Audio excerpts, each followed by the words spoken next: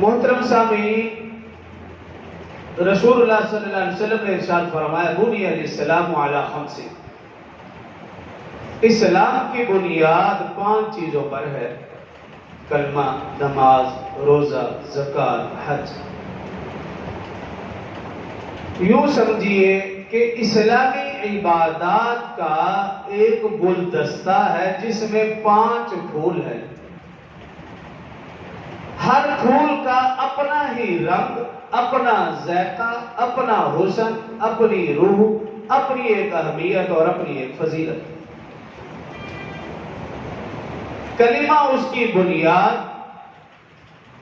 نماز، روزہ، زکوٰۃ اس کی دیواریں اور حج اس کی چھت ہے۔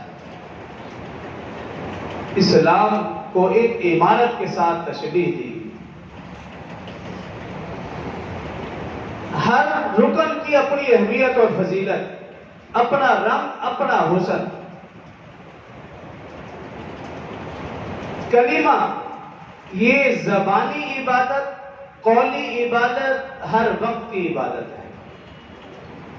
نماز جسمانی عبادت، پنجگانہ عبادت۔ روزہ جسمانی عبادت، سالانہ عبادت۔ زکوٰۃ مالی عبادت، سالانہ عبادت۔ حج ایک ایسی عبادت ہے جس میں یہ ساری کی ساری عبادات شامل ہیں۔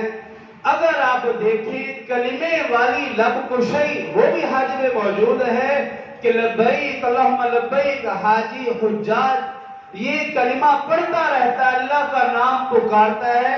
کلمے والی لب کشی بھی حج والی عبادت میں، نماز جیسا اہتمام وہ بھی حج والی عبادت میں، اور روزے جیسی مشقت وہ بھی حج والی عبادت میں، زکوٰۃ جیسی مالی قربانی وہ بھی حج والی عبادت میں، اور جہاد جیسا جذبہ وہ بھی حج والی عبادت میں۔ گویا ساری کی ساری عبادات کا خلاصہ اور نتیجہ اور لب لباب وہ حج والی عبادت کے اندر موجود ہے۔ اس لیے بعض لوگوں نے کہا کہ کلمہ ذاکروں کی عبادت ہے، نماز عابدوں کی عبادت ہے، روزہ زاہدوں کی عبادت ہے، زکوٰۃ مالداروں کی عبادت ہے، لیکن حج یہ عاشقوں کی عبادت ہے۔